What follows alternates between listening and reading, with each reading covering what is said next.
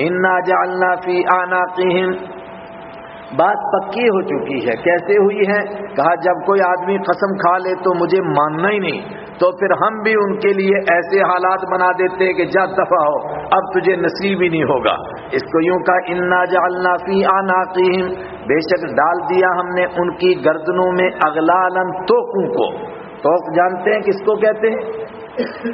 آپ نے دیکھا کبھی توق کو؟ نہیں دیکھا. توق ہوتا ہے وہ گائے کے گلے میں لکڑی ڈالتے ہیں، جب بھاگتی ہے تو اس کی ٹانگوں میں لگتی ہے، وہ تو یاد ہے نا. بس سمجھو اسی طرح کی ایک بڑی لکڑی ڈال دی گئی گلے میں. لیکن اگر وہ چھوٹی ہوگی تو چلو پھر بھی آدمی چلے گا، اور بہت بڑی ہو اور بڑی بھی اونچی، اور اس کی وجہ سے تھوڑی ایسے ہو جائے اوپر کو، اب بندہ نیچے کو دیکھ سکتا ہے. یہ ہے تکبر، اکڑ. ان کو کتنا سمجھا دوں، ہاں میرے سمجھ میں کچھ نہیں آتا ہے.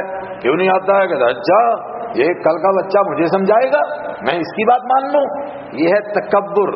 اس کو قرآن نے یوں بیان کیا انا جعلنا فی اعناقہم، ہم نے ڈال دی ان کی گردنوں میں اغلالا، توق. فہی الی الاذقان، تو وہ توق پہنچ گئے ہیں الی الاذقان، ذقن کی جمع، ان کی ٹھوڑیوں تک. فہم مقمحون، تو ان کے سر اوپر کیے ہوئے ہیں. اب نیچے ہو ہی نہیں سکتا، تو یہاں تک پہنچا ہوا اوپر کو دیکھ رہا ہے. اب ایسے آدمی کو پوچھیں چاچا راستہ کدھر جا رہا ہے؟ بھائی صاحب آگے نالی تو نہیں ہے، وہ نیچے دیکھتا ہی نہیں تو اس کو کہاں نالی نظر آئے گی؟ یہ سر اوپر کو اس طرح کرنا، اس کو اردو میں کہنے اوللہ ہونا. لیکن کم لوگوں نے اس طرح ترجمہ کیا. شیخ الہند کے ترجمے میں ہے ان کے سر اللے جا رہے ہیں.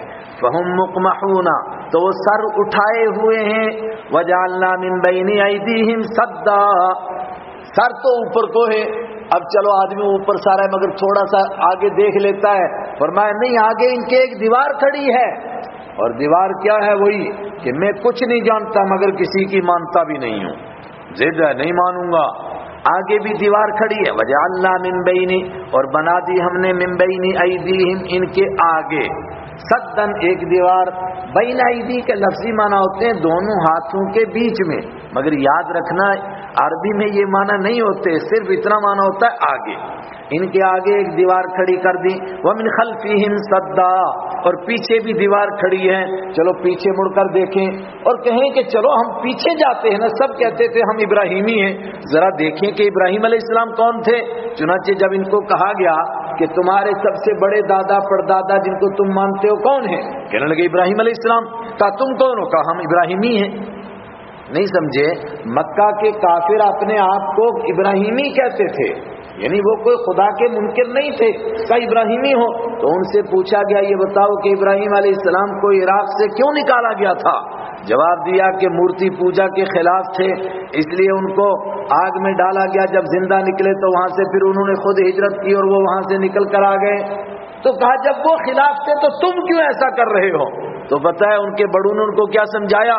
بھائی وہ ابراہیم تھے، وہ بڑے آدمی تھے، ان کے لیے ضروری نہیں تھا ان کی پوجا کرنا، مگر ہم چھوٹے لوگ ہیں، ہم براہ راست کیسے اللہ کی عبادت کر سکتے ہیں؟ ہم تو ان کو پوجتے ہیں، یہ پھر ہماری باتیں اللہ تک پہنچا دیتے ہیں. بقول پنجابی کہتے ہیں میریاں تیرے اگے تیریاں رب اگے. ہم تم کو کہتے ہیں تم یہ آگے پہنچا دیتے ہیں. آگے بھی دیوار پیچھے بھی دیوار. فاغشیناہم، تو اوپر سے ان کے پردہ ڈال دیا گیا. فہم لا یبصرون، تو ان کو دکھائی نہیں دیتا ہے. ابو جہل کیوں نہیں ایمان لایا؟ عتبہ اور شیبہ اور ولید اور عقبہ ابن معیط اور ابو لہب جیسے لوگ کیوں نہیں ایمان لائے؟ یہ بڑا سوال تھا. اگر قرآن سچی کتاب ہے اور یہ زندوں مردوں کو زندہ کر دیتی ہے، ہلا دیتی ہے، ابو جہل جیسے لوگ کیوں نہیں ہلے؟ قرآن پاک نے پہلے ہی جواب دے دیا. اب یہ کہاں پہنچ گئے ہیں اس طرح کے لوگ؟ سواء علیہم انذرتہم ام لم تنذرہم لا یؤمنون. اے میرے پیغمبر صلی اللہ علیہ وسلم، ایسے لوگ جو قسم کھا لیں کہ ہم کو قرآن نہیں ماننا ہے، ایسے لوگ جو قسم کھائیں کہ ٹھیک ہے یہ قرآن سچا ہے مگر ہمیں سچ ہی کو نہیں ماننا ہے، قسم کھا لیں کہ ہمیں صحیح بات کو نہیں ماننا ہے. جب وہ قسم کھا لے تو اللہ ان کا محتاج نہیں ہے کہ ان کو زبردستی ہدایت دے، بلکہ اب ان کا حال یہ ہو جاتا ہے، اللہ کہتا ہے میرا قرآن ہو اور میرے پیارے تیری زبان ہو، اور تو ان کو قرآن پڑھ کر کے سنائے، تب بھی ان کو قرآن سنائی نہیں دیتا ہے. असर ही नहीं होता है इनके ऊपर। एक मकाम पर कुरान पाक ने फरमाया ऐसा इनको लगता है जैसे इनको दूर से बुलाया जा रहा है, हालांकि सामने खड़े होकर इनको कुरान सुना रहे हैं, मगर इनको लगता है कि दूर से पढ़ा जा रहा है। और सूरह बनी इसराइल में फरमाया कि जब आप इनको कुरान सुनाते हैं आप और इनके बीच में कुछ ऐसे पर्दे आ जाते हैं जो दिखाई नहीं देते हैं, मगर आपका कुरान पढ़ना इन पर असर नहीं करता है। सवाउन अलैहिम व सवाउन अलैहिम, और बराबर है इन पर। अनज़रतहुम, लफ्ज़ी माना क्या आप उनको आगाह करें, लेकिन मुराद है आपका उनको आगाह करना। अम लम तुनज़िरहुम, या आप उनको आगाह न करें, यानी आपका उनको आगाह करना, उनको समझाना और न समझाना सवाउन अलैहिम, उन पर बराबर है, कोई फर्क नहीं पड़ता। क्यों? वहुम ला युमिनून, ये वो तबका है जो ईमान नहीं लाएगा। इस पर एक इश्काल होगा, क्या? कुरान ने कहा अला अक्सरिहिम, इनमें से अक्सर पर बात पक्की हो चुकी है, अक्सर पर, जिसका मतलब ये निकलना चाहिए कि अगर मक्का में 100 लोग थे तो कम से कम 55 वो होंगे कि जिन पर बात पक्की होगी उनको ईमान नसीब नहीं होगा। अलबत्ता कम से कम 45 को ईमान नसीब, भाई अक्सर करना है ना, अक्सरियत कैसे हो जाएगी, ज्यादा उधर रखेंगे। लेकिन जब हम ग्राउंड पर देखते हैं तो ज्यादा को ईमान नसीब हुआ या ज्यादा बेईमान रहे? ज्यादा को ईमान नसीब हुआ। आप गिन लीजिए कितने लोग हैं कायनात में, ऐसा इनकलाब कोई सोच सकता है? कितने लोग मारे गए दुश्मनों में से? ग़ज़वा-ए बद्र में सिर्फ 70 लोग, और ग़ज़वा-ए उहद में 37 लोग, और ग़ज़वा-ए खंदक के अंदर मान लें 10-12 लोग, और मक्का फतह होने के वक्त में 12 लोग। कुल मिला के 200-250 लोग नहीं होते हैं। और आज 200-250 लोग मर जाएं तो क्या बोलते हैं? हालात बिल्कुल पुरअमन हैं, चुटमुट घटनाएं हुई, बस चुटमुट छोटी मोटी बातें हुई हैं जिसमें 400-500 लोग मर गए हैं, बाकी हालात बिल्कुल ठीक ठाक हैं।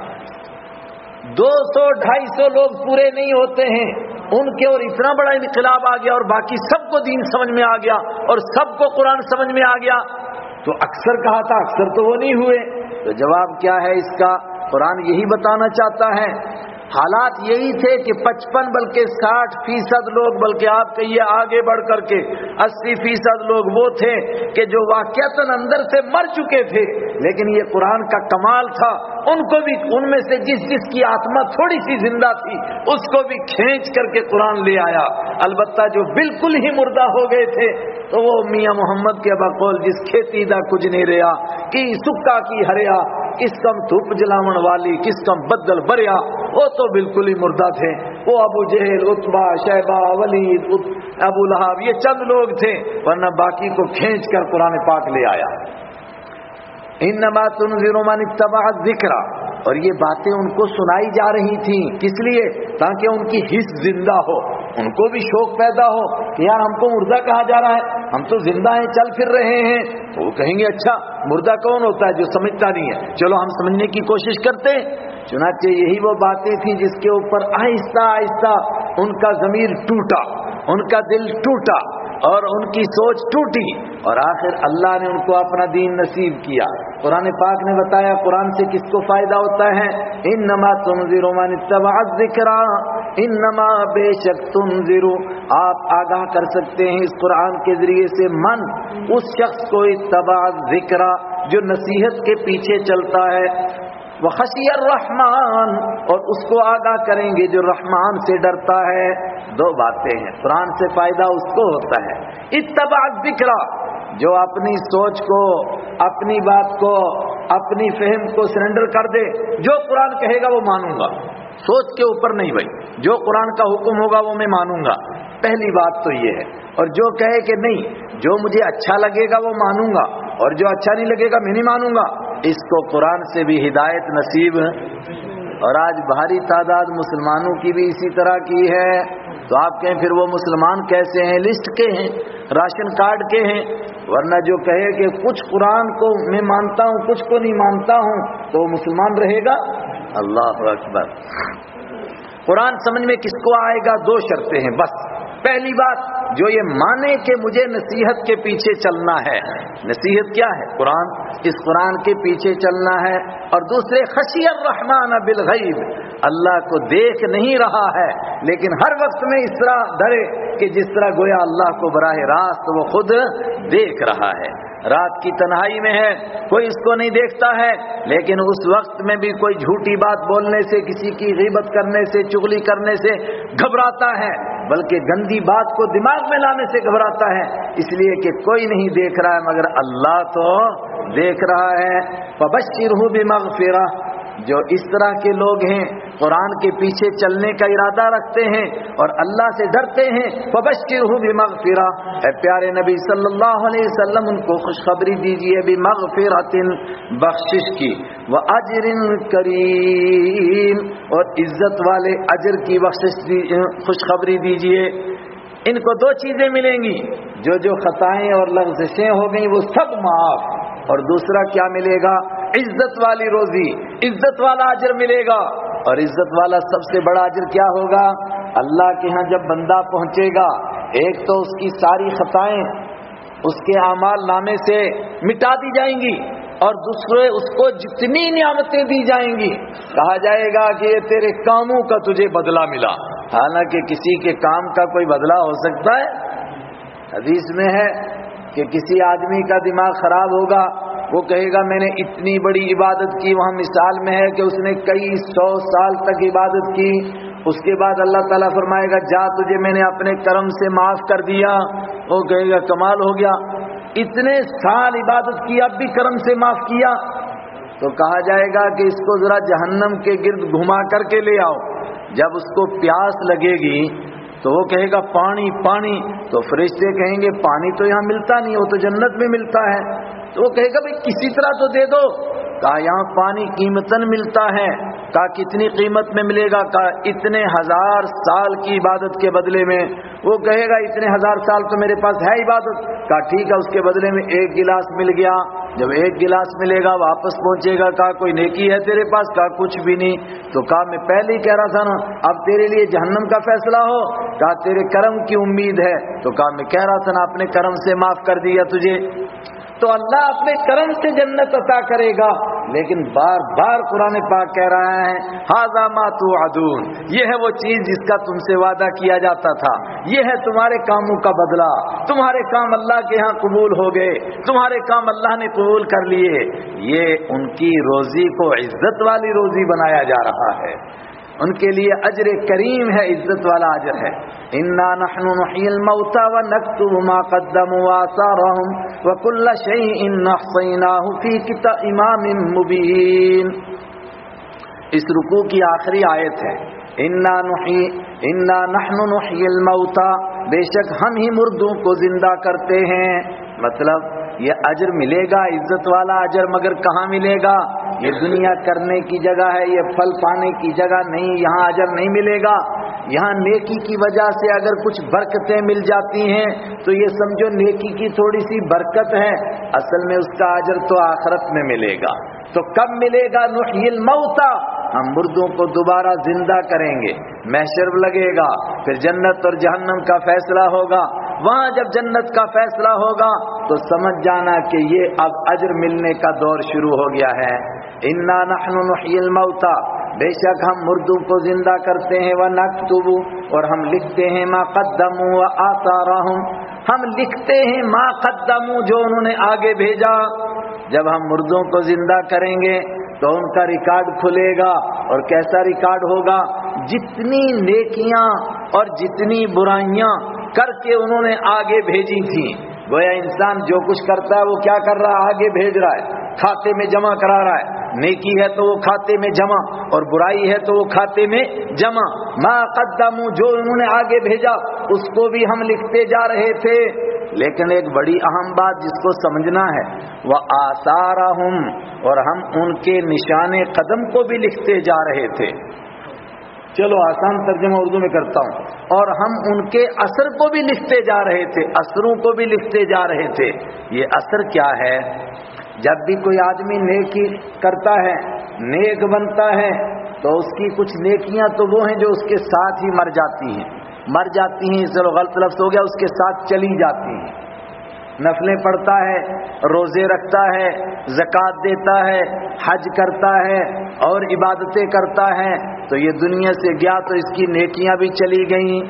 لیکن کچھ ایسے نیک بھی ہوتے ہیں، اپنی اولاد کو نیک بنایا، قرآن پاک پڑھایا، نیک طریقے سکھائے، کسی نے دوسروں کو بھی علم سکھایا، اس کے علم کا دور چل پڑا، کسی سے اللہ نے کوئی کتاب لکھوائی، وہ کتاب پڑھی جانے لگی اور پڑھی جاتی رہی، کسی نے کوئی مسجد بنائی اور اس میں لوگ نماز پڑھنے لگے اور پڑھتے رہے، اور کسی نے مدرسہ بنایا اور وہاں آ کر لوگوں نے علم حاصل کیا اور وہ سینکڑوں علاقوں کی ہدایت کا ذریعہ بنے، ہزاروں لوگوں کی ہدایت کا ذریعہ بنے، یہ بھی نیکی ہے، مگر یہ نیکی اس کے ساتھ مرتی نہیں ہے، یہ باقی رہتی ہے۔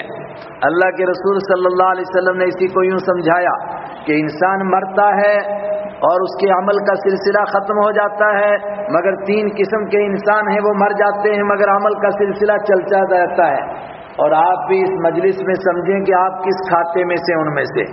فرمایا ایک وہ آدمی جس کے لیے اولاد نیک ہے اور اس کی دعا اس کے لیے یدعو لہ، اس کے لیے دعائیں کرتی ہے، اور دوسرا وہ آدمی جس نے علم کا کوئی سلسلہ چھوڑا پیچھے، اس کے شاگرد زندہ رہے، تو جب تک اس کے شاگرد رہیں گے تب تک اس کے عمل کا سلسلہ چلتا رہے گا، اور تیسرے نمبر پر وہ آدمی جس نے کوئی ایسا خیر کا کام کیا جو صدقہ جاریہ بن گیا، مسجد بنا کر چلا گیا، مدرسہ بنا کر چلا گیا، کنواں کھود کر چلا گیا، باغ وقف کر کے چلا گیا، وغیرہ وغیرہ، کوئی بھی اس طرح کا کام کر لیا، کوئی سرائیں بنائی، کوئی مسافر خانہ بنا لیا، تو جب تک لوگ اس مسافر خانے میں ٹھہرتے رہیں گے تب تک اس کو ثواب ملتا رہے گا، اس کی نیکی کا سلسلہ چلتا رہے گا۔ اسی کو یہاں فرمایا ہم لکھتے ہیں ما قدموا، جو انہوں نے آگے بھیجا، وآثارہم، اور ہم لکھتے ہیں ان کے اثروں کو بھی، ان کے اثر کو بھی۔ یہ اثر کیا ہے؟ یہ جو پیچھے چھوڑا۔ اچھا، یہ نیکی کا مسئلہ ہے، تو گناہ کا بھی اسی طرح ہے۔ ایک آدمی نے شرک کیا تو شرک کر کے مر گیا، ٹھیک ہے، چوری کی، چوری کر کے مر گیا، ڈکیتی ڈالی، ظلم کیا، گالیاں دی اور پتہ نہیں کیا کیا بدماشیاں کی، اللہ کی توحید کو نہیں مانا، قرآن کے سچا نہیں مانا، اللہ کے رسول کو نہیں مانا، یہ اس نے گناہ کیے، جب مر جائے گا تو اس کی سزا ملے گی، لیکن یہ گناہ اس کے ساتھ مر گئے۔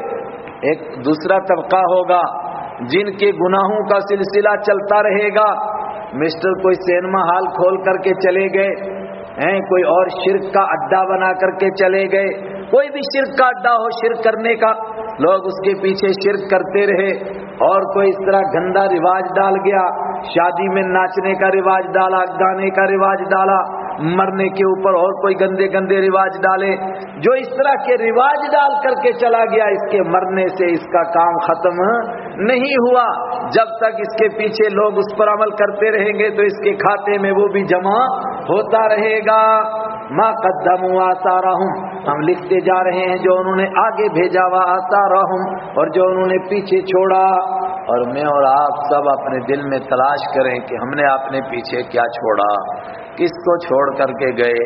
بعض دفعہ دیکھیں گے شاید کچھ بھی نہ نظر آئے، لیکن کچھ نہ کچھ امید رہتی ہے۔ میں کہتا ہوں کچھ نہ کر سکو، کم سے کم کسی کو نیکی کا راستہ بتا دو، کسی بے کلمے والے کو کوشش کرو کلمہ نصیب ہو جائے، کسی بے نمازی کو آپ کی محنت سے نماز نصیب ہو جائے، کوئی جھوٹا سچا ہو جائے، کوئی چور چوری چھوڑ دے، اور کوئی قرآن سے بھاگنے والا، جیسے قرآن کا نام آتا ہے بھاگتے ہیں، تو ایسا بھاگنے والا آپ کی محنت سے قرآن کی مجلس میں بیٹھ جائے، تو جب تک وہ زندہ رہے گا آپ کو بھی ثواب ملتا رہے گا۔ اور مسجدیں اور مدرسے اور یہ سب کچھ نیکی کے کام ہیں، لیکن ایک کام ہمارے اسلاف کا پرانا ہوتا تھا، وہ کیا ہوتا تھا؟ مسافر خانے بنانا، سرائیں بنانا، یتیم خانے بنانا، وہ ہمارے دور میں کم ہو گیا، اس پر بھی ہم توجہ دیں، وہ بھی باقی رہنے والا کام۔ وَكُلَّ شَيْءٍ أَحْصَيْنَاهُ فِي إِمَامٍ مُبِينٍ، وَكُلَّ شَيْءٍ، اور ہر ایک چیز کو احصیناہ، ہم نے اس کو شمار کر کے رکھا ہوا ہے، فی امام مبین، ایک واضح قسم کے امام میں۔ امام صاحب تو آپ کے سامنے بیٹھے ہیں، تو آپ کے امام صاحب میں، اور امام بھی کون؟ کھلا امام، ہم نے اس میں جمع کر کے رکھا ہے۔ یہ امام کا کیا مطلب ہے یہاں؟ اچھی طرح سمجھیں، امام کا عربی میں کئی معنی ہیں. ایک خود قرآن پاک میں ایک جگہ پر امام کا معنی اعمال نامہ ہے، ایک جگہ پر امام کا معنی راستہ ہے، اور عام طور پر امام کا معنی کیا ہے؟ رہبر اور قائد. یہ بھی امام کے معنی فاقتلوا ائمۃ الکفر، وہاں امام کا معنی رہبر اور رہنما. اور ایک امام کا معنی ریکارڈ. ہم نے جمع کر کے رکھی ہیں یہ ساری باتیں فی امام مبین، ایک صاف صاف ریکارڈ میں.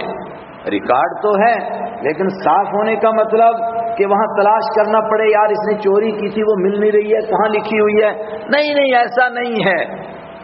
ساری کائنات کا حساب ہو جائے گا آدھے دن میں. آج کی زبان میں کتنے گھنٹے میں؟ 6 گھنٹے میں ساری کائنات کا حساب. یہ جلدی ہوگا، یہ تو قرآن میں سریع الحساب، جلد حساب لینے والا ہے. اور حدیث میں ہے کہ آدھے دن میں ساری کائنات کا حساب ہوگا. میں نے اسی کو کہا کتنے میں؟ 6 گھنٹے میں. لے اللہ کے لیے کوئی مشکل نہیں ہے، واضح کتاب میں ہے. بس جیسے کہا گیا اس کا جرم، وہ ایک دم ساری لسٹ سامنے. لسٹ ہی نہیں بلکہ جرم کرتا ہوا دکھائی دے گا اور نیکی کرتا ہوا دکھائی دے گا. وَكُلَّ شَيْءٍ، اور ہر ایک چیز کو احصیناہ، ہم نے شمار کر رکھا ہے فی امام مبین، ایک واضح قسم کے ریکارڈ میں، ایک صاف صاف کتاب کے اندر، ایک صاف صاف ریکارڈ کے اندر، اور صاف صاف اعمال نامے میں. یہ بھی ترجمہ کر سکتے ہیں آپ. یہ ایک رکوع پورا ہو گیا اور ادھر 54 منٹ بھی ہو گئے، سمجھو 1 گھنٹہ پورا ہو گیا. اب آپ بتائیے، مجھے لگتا ہے کچھ لوگ بیچارے تھک گئے، وہ کروٹ بدلتے ہیں، کبھی ادھر بیٹھتے ہیں کبھی ادھر بیٹھتے ہیں، کبھی ادھر بیٹھتے ہیں کبھی ادھر بیٹھتے ہیں. اگرچہ ٹی وی کے سامنے تو 2-4 گھنٹے بھی بیٹھ سکتے ہیں اگر میچ چل رہا ہو، موبائل کے سامنے تو ساری رات بیٹھے رہیں. یہ توفیق کی کمزوری کی بات ہے، قرآن سے لگاؤ کی کمزوری کی بات ہے. ورنہ جب قرآن سے عشق ہو جائے گا تو پھر قرآن پڑھنے والوں کو پوچھو، ان کو تھکاوٹ ہی نہیں ہوتی ہے. کتنا پڑھا، کھڑے کھڑے تھکتے ہی نہیں ہیں. ان کو سنتے ہوئے تھکاوٹ نہیں ہوتی، پڑھتے ہوئے نہیں ہوتی. لیکن ہمارا معدہ بھی کمزور ہے، جسم بھی کمزور ہے. اتنا ہی پڑھیں کہ آگے پڑھیں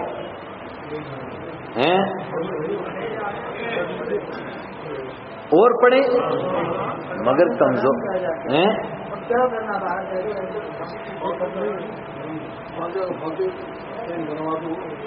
چلیے پھر میں تو سوچ رہا تھا بس کرتا ہوں، لیکن بھاری اکثریت کہتی ہے کہ باہر جا کر بھی غیبت کرنی ہے، جو تھوڑی بہت نیکی نصیب ہوئی وہ بھی ختم ہو جائے گی.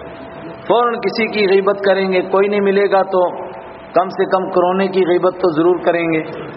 تو اس لیے بیٹھیے گا. آگے دوسرا رکوع شروع ہوتا ہے، اور اس رکوع کے اندر میں نے پہلے عرض کیا کہ ایک قصہ بیان کیا جا رہا ہے جس میں 3 داعی گئے قوم کے پاس اور لوگوں نے تینوں کو جھوٹا کہہ دیا. پہلے اللہ نے ایک کو بھیجا، پھر دوسرے کو، پھر تیسرے کو، یا پہلے 2 کو بھیجا فَعَزَّزْنَاهَا بِثَالِثٍ، پھر تیسرے کے ذریعے سے ان کو اور طاقت پہنچائی. لوگوں کو یقین ہو جائے کہ یہ اللہ کے بھیجے ہوئے ہیں اور یہ اللہ کی باتیں ہیں جو یہ سمجھا رہے ہیں. لیکن لوگوں نے کیا کیا؟ تینوں کو جھوٹا کہہ دیا. لیکن جھوٹا کہنے کا انداز اور نبیوں پر اعتراض کرنے کا انداز بالکل وہی تھا جو حضرت رسول اکرم صلی اللہ علیہ وسلم کے ساتھ مکہ کے کافروں کا تھا. تو قرآن پاک نے اس کو کس لیے دہرایا؟ ایمان والوں کو تسلی دینے کے لیے، حضرت رسول پاک صلی اللہ علیہ وسلم کو تسلی دینے کے لیے کہ جو کچھ آپ کو کہا جا رہا ہے آپ سے پہلے بھی یہی کہا جاتا رہا ہے. اور مکہ کے مشرکوں پر طنز اور طعنہ کرنے کے لیے کہ تم نے کوئی بڑا کمال نہیں کیا ہے، تم سے پرانے جاہل بھی یہی کہتے تھے. آج بہت ساری باتوں کو لوگ کہتے ہیں یار آپ لوگ پرانی باتیں دہراتے ہو. ارے پرانی باتیں دہراتے ہیں، آپ نے کون سی ترقی کی ہے؟ 1450 سال پہلے ابو جہل نے جو کچھ کہا آج کے جاہل بھی اس سے آگے بڑھ نہیں سکے، وہی کام کیا سب کا سب. میں ایک مثال دیتا ہوں. مکہ کے سارے مشرکین بیٹھے کہنے لگے کہ بھائی سب کچھ ہم نے کر لیا مگر قرآن کا مقابلہ نہیں ہوتا ہے. قرآن کا مقابلہ نہ ہونے کا مطلب کہ قرآن کو سننے سے ہم اپنے آپ کو بھی نہیں روک سکتے ہیں. بیوی بچوں کو چھوٹوں کو تو مسئلہ ہی نہیں، قرآن کو سننے سے ہم اپنے آپ کو بھی روک نہیں سکتے۔ رات کو قسمیں کھا کر کے سوئے سارے کے سارے کہ آج کوئی قرآن نہیں سنے گا، لیکن ہر ایک نے سوچا آج کوئی دوسرا تو نہیں جائے گا، اور سارے چلے گئے قرآن سننے کے لیے حرم میں کہ رسول پاک صلی اللہ علیہ وسلم آئیں گے تہجد کے وقت میں قرآن پڑھنے کے لیے، تو ہم جا کر سنیں آج کیا پڑھتے ہیں۔ اپنے آپ کو بھی قرآن کے سننے سے روک، یہ تو ہم کو سمجھ میں نہیں آ رہا ہے، اس لیے ہم نماز میں پڑھتے ہیں تو سوچتے ہیں یار امام نے اتنا لمبا کیوں پڑھ دیا، ورنہ اگر سمجھ میں آئے تو پھر یہ سونے نہیں دیتا ہے۔ آپ نے یہ قصہ بہت دفعہ پڑھا ہوگا کہ حضرت ابوبکر صدیق ہجرت کر رہے تھے، ابن دغنہ نام کا ایک بندہ راستے میں ملا، اس نے کہا کہ آپ کہاں جا رہے ہو؟ کہا تیری قوم نے مجبور کیا نکلنے پر اس لیے جا رہا ہوں۔ کہا آپ جیسا آدمی مکہ سے چلا جائے گا پیچھے کون بچے گا، چلو میں آپ کو اپنی پناہ میں لیتا ہوں اور میں مکہ والوں کا مقابلہ کروں گا، کون آپ کو ستاتا ہے۔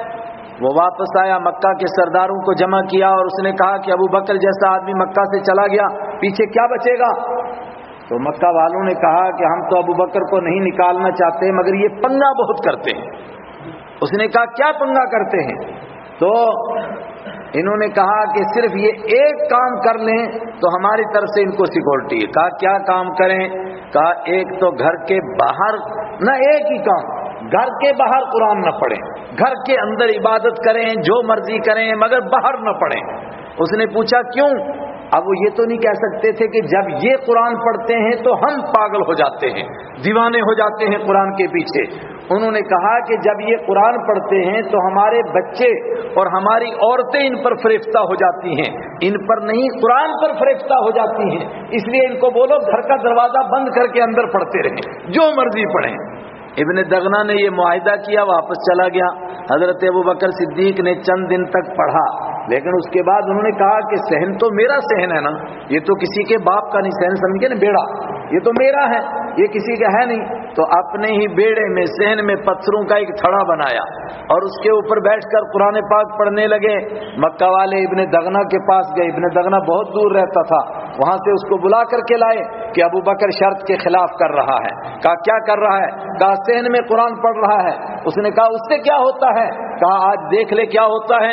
اس نے دیکھا جب ابو بکر قرآن پاک پڑھتے ہیں، حضرت عائشہ صدیقہ فرماتی ہیں ابو بکر بہت نرم دل تھے اور وہ اپنے آنسوؤں پر کنٹرول نہیں کر سکتے تھے قرآن پاک پڑھتے ہوئے، تو جب وہ قرآن پڑھتے تھے ان کی آنکھوں سے برسات لگتی تھی، تو پھر مکہ کے مشرک بھی اس کو برداشت نہیں کر سکتے تھے۔ ابن دغنہ نے دیکھا پوری گلی میں دل رکھنے کی جگہ نہیں ہے، لوگ کھڑے ہیں۔ کہا کیا کر رہے ہیں؟ کہا ابو بکر قرآن پڑھ رہے ہیں صحن میں تو ہم وہ سن رہے ہیں۔ کہا دیکھ لیا نا کیا حشر ہے ان کا، قرآن ان کو کھینچتا تھا۔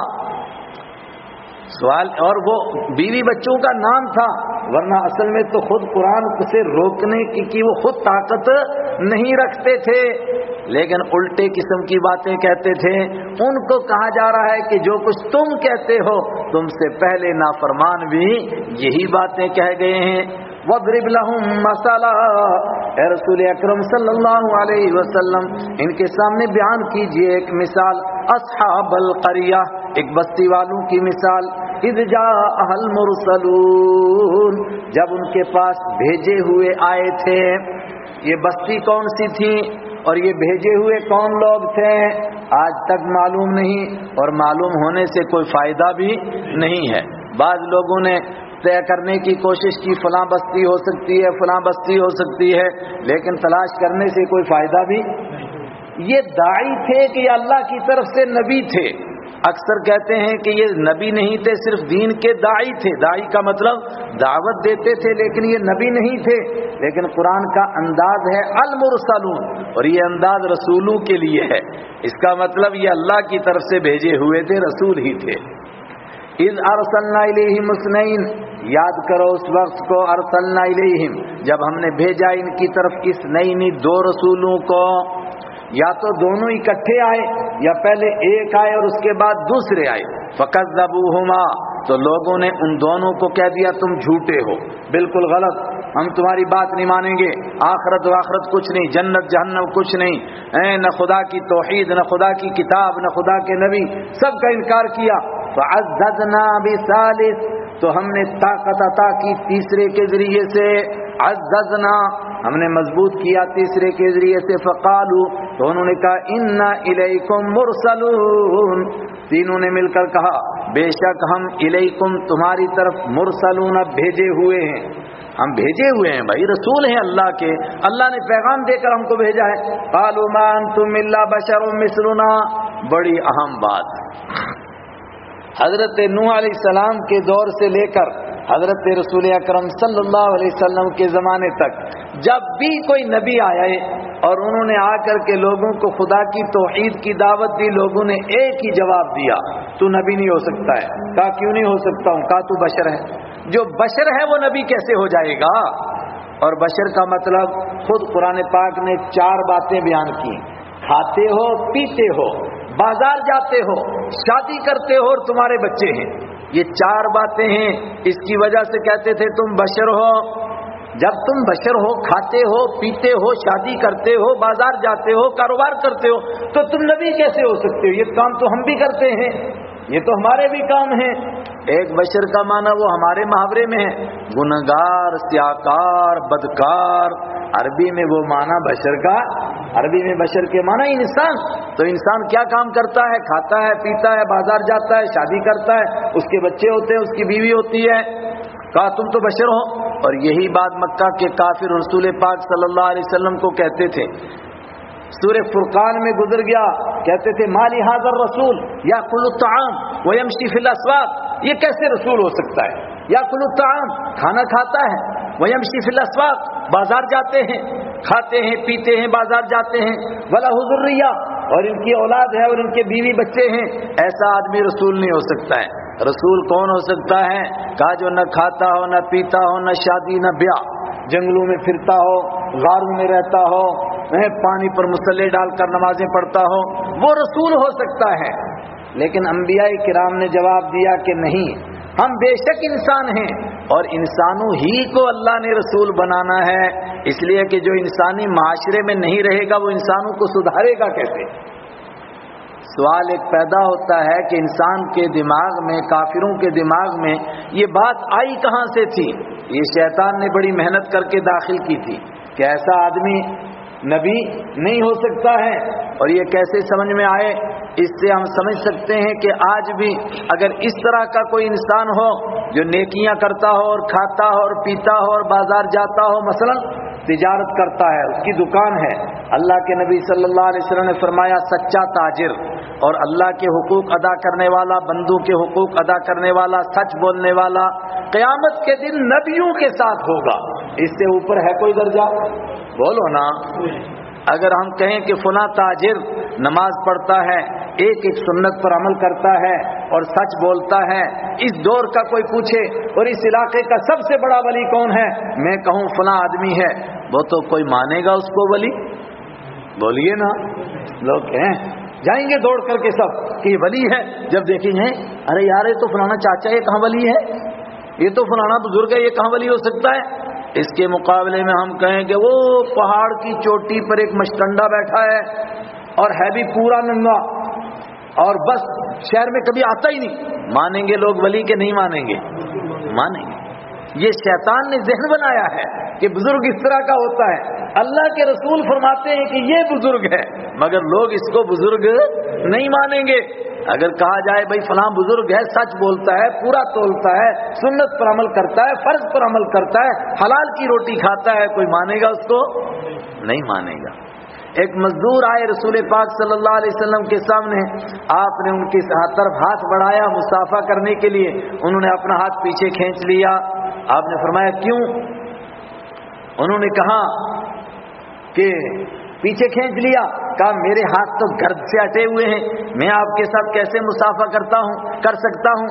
آپ نے فرمایا ناولنی یدک، اپنا ہاتھ مجھے دو، میں اور ان کے ہاتھوں کو جب اس نے ہاتھ دیے آپ نے چوم لیے ان کے ہاتھ اور فرمایا تمہارے ہاتھ تو اللہ کے ہاں اس طرح کے پسندیدہ ہیں جس طرح اللہ کے راستے میں صرف اللہ کے لیے جہاد کرنے والوں کے ہاتھ اللہ کو پسند ہوتے ہیں۔ لیکن ایسے مزدور کو آج کے دور میں کوئی ولی مانے گا؟ ہنس ہنس کے لوگ زمین پر گریں گے، یار یہ ولی ہے، مزدور ہے بیچارہ، یہ کہاں سے ولی بن گیا ہے؟ لیکن ان کو ولی مانیں گے، مفت خورے کو، کچھ نہ کھاتا ہو، یوں ہی پھرتا ہو، گالیاں دیتا ہو، گندی باتیں بکتا ہو، یہ پکا ولی ہے جناب، اس کی کیا بات ہے؟ ان انتم قالوا ما انتم الا بشر مثلنا، انہوں نے کہا تم نہیں ہو مگر بشر ہو مثلنا، ہمارے جیسے۔